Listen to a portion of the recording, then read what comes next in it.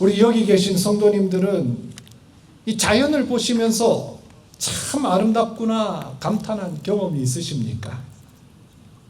우주의 신비와 아름다움을 접할 때 하나님 살아계시는구나, 하나님 정말 위대하구나, 이런 생각을 해본 적이 있으십니까? 오늘 우리가 읽을 말씀, 이 말씀은 하나님의 솜씨를 보면서 참 대단하십니다, 아름답습니다, 그렇게 감탄하고 하나님 앞에 찬양하는 그런 말씀입니다. 자, 이 시간에 우리 오늘 하나님께서 우리에게 어떤 말씀을 하시는가 같이 한번 읽어보도록 하겠습니다. 그 뒤에 주보에 있어요. 시편 8편 1절 9절 말씀이거든요. 원래는 1절부터 9절까지의 말씀을 다 읽어야 되는데 나와서 우리가 읽기가 어려우니까 1절과 9절 말씀만 같이 읽겠습니다. 여기 주보에 뒤에 있습니다. 자, 한 목소리로 같이 읽도록 하겠습니다. 시작. 여호와 우리 주여, 주의 이름이 온 땅에 어찌 그리 아름다운지요. 주의 영광이 하늘을 덮었나이다. 여호와 우리 주여, 주의 이름이 온 땅에 어찌 그리 아름다운지요. 아멘. 오늘 이 고백이 우리의 고백 될 줄로 믿습니다.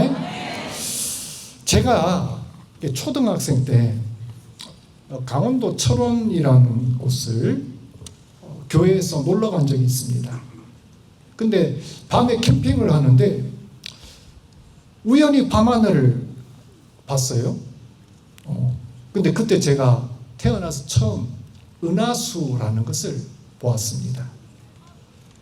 밤하늘에 그 말 그대로 강물같이 이 은하수 별들이 쭉 흩어져 있는 그 모습, 금가루가 뿌린 것처럼 반짝반짝반짝하는 그 별들을 보면서 야, 진짜 신기하다, 아름답구나 하는 생각을 어린 마음에 했어요.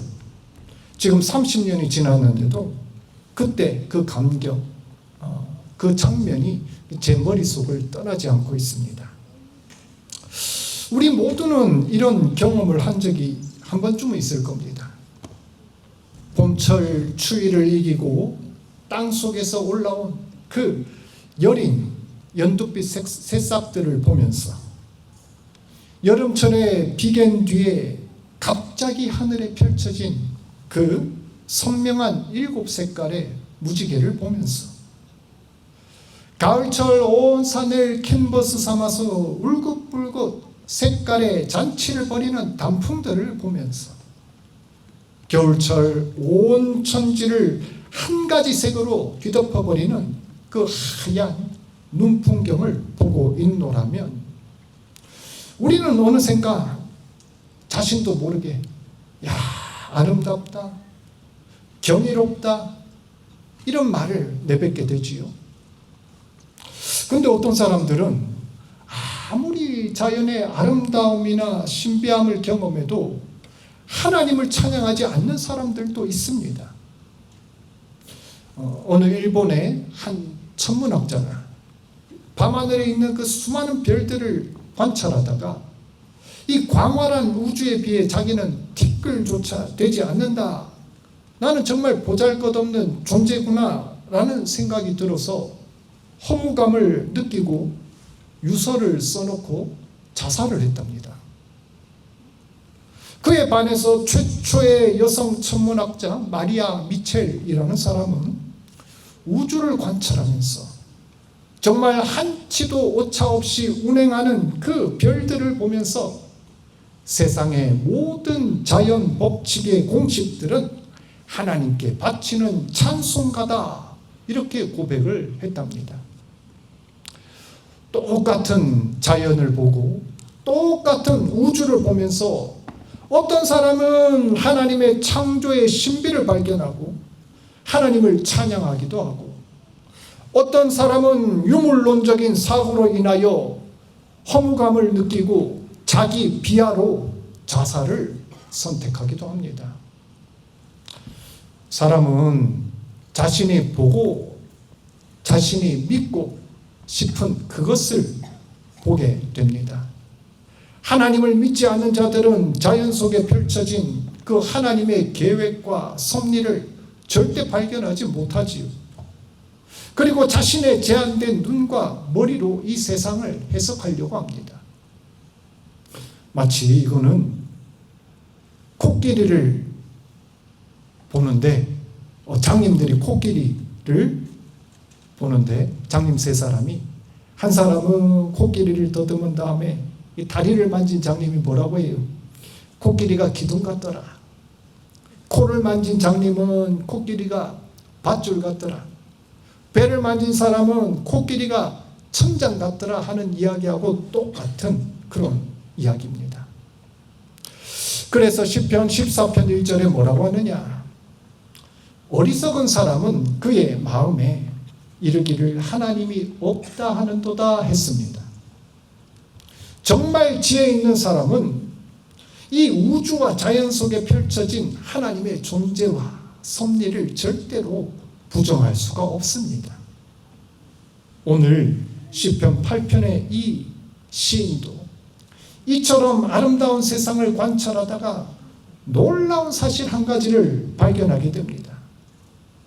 그거는 이 아름답고 놀라운 광경 뒤에 이 모든 것을 디자인하고 운행하는 그런 존재가 있다는 것입니다. 이 모든 것을 만드신 창조주 하나님께서 그 아름다움 뒤에 숨어 계신다는 사실입니다.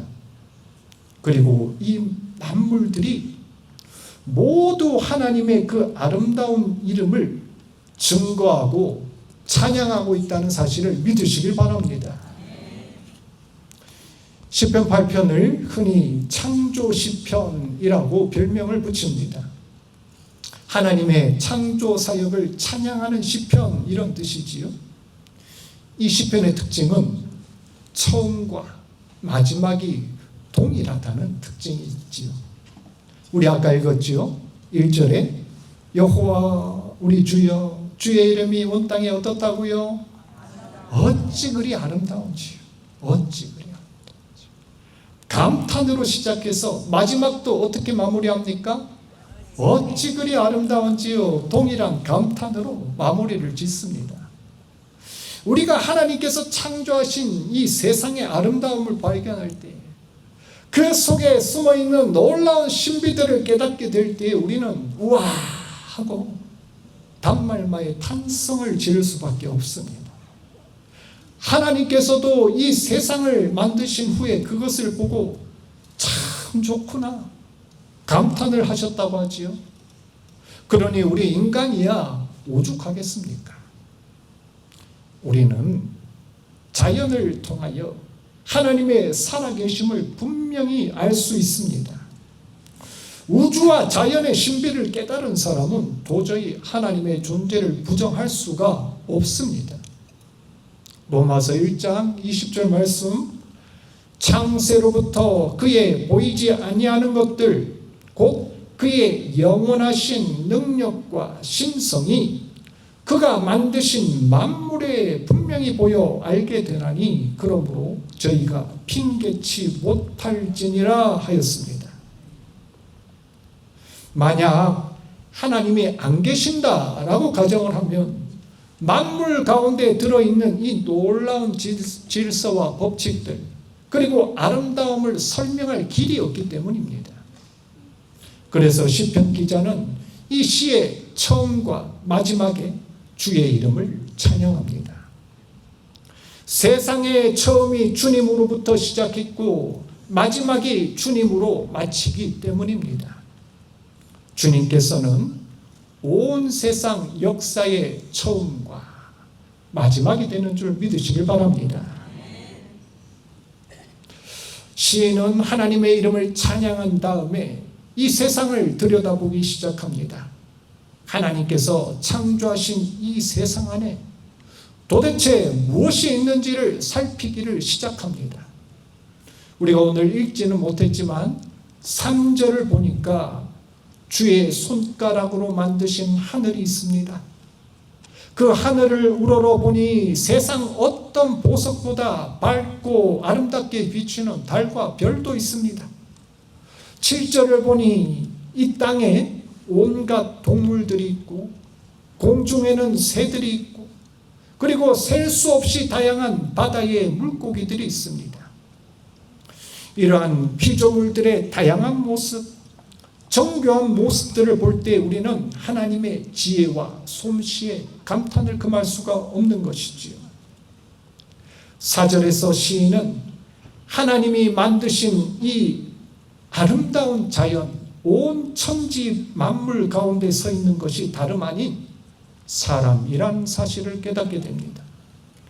하나님이 창조하신 에덴 동산 한가운데 아담과 하와가 있었던 것처럼 세상의 중심에 사람이 서 있습니다. 하나님의 마음 한가운데 사람이 자리 잡고 있었던 것입니다. 5절을 보면 하나님보다 조금 사람을 못하게 하시고 하였습니다. 하나님께서는 인간을 하나님보다 조금 못한 존재로 만드셨습니다. 그리고는 영화와 존귀로 관을 씌우셨다 하였지요. 이 말은 우리 인간들로 하여금 이 세상에 하나님의 대리자, 그 상속자로 자리를 맡기셨다라는 뜻입니다. 그리고 6절 이하에 보면 세상의 만물들을 다스리도록 하십니다. 하나님께서 우리를 창조하신 목적은 하나님이 만드신 이 아름다운 세상을 우리한테 맡기시고 다스리게 하기 위함입니다. 우리는 하나님의 형상대로 지음받은 존재답게 하나님을 대신하여 세상을 관리하고 복되게 할 책임이 있습니다. 우리는 이 통치권을 잘 행사하여 우리가 사는 이 땅을 하나님 나라로 가꾸어야겠습니다. 여러분 자신의 상터에서 이 명령을 잘 준행하시길 주의 이름으로 축복합니다. 마지막으로 우리는 이 시편을 보면서 역사 가운데 개입하시고 주관하시는 하나님의 섭리를 발견하게 됩니다. 2절을 보면은 주의 대적 원수 보수자들이 나타나고 이들과 함께 어린아이 젖먹이들이 존재합니다. 이 세상의 역사를 살펴보면 하나님을 대적하는 세력들이 분명히 있습니다. 그들은 하나님을 의지하지 않을 뿐 아니라 하나님이 없다라고 부정하며 자신의 능력을 의지하여 하나님의 백성들을 핍박하는 사람들입니다. 반면에 이와 대조되는 이들이 어린아이와 젖먹이들입니다. 어린아이와 젖먹이들은 약하고 무지한 존재들이지만 하나님의 능력을 정직하게 고백하며 그분의 살아계심을 인정하는 자들입니다. 이들은 자신의 힘이 아니라 하나님의 돌보심을 믿고 의지하는 사람들입니다. 우리 그리스도인들이 이러한 사람인 줄 믿습니다. 마태복음 11장 25절 예수님께서 이렇게 말씀하셨죠. 천지의 주제이신 아버지여 이것을 지혜롭고 슬기 있는 자들에게 숨기시고 어린 아이들에게 나타내심을 감사합니다. 고린도전서 1장 27절 하나님께서는 세상의 약한 것들을 택하사 강한 것들을 부끄럽게 하신다 하였습니다. 하나님께서는 온 자연 만물에 자신의 섭리를 나타내시고 세상의 강한 자들이 아닌 하나님의 권능을 인정하는 약자들을 통하여 영광 받으시는 줄 믿으시기 바랍니다. 오늘 우리는 시편 8편의 말씀을 통해 하나님이 만드신 온 세상과 자연 만물이 하나님을 증거하고 찬양하고 있다 하였습니다.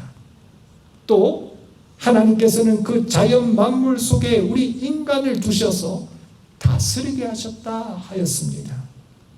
또한 하나님께서는 교만하고 강한 자들이 아니라 연약하지만 순수하고 정직한 믿음을 가진 어린아이, 젖먹이들의 입으로 영광 받으시며 이들을 세상의 중심에 세우시겠다 하셨습니다.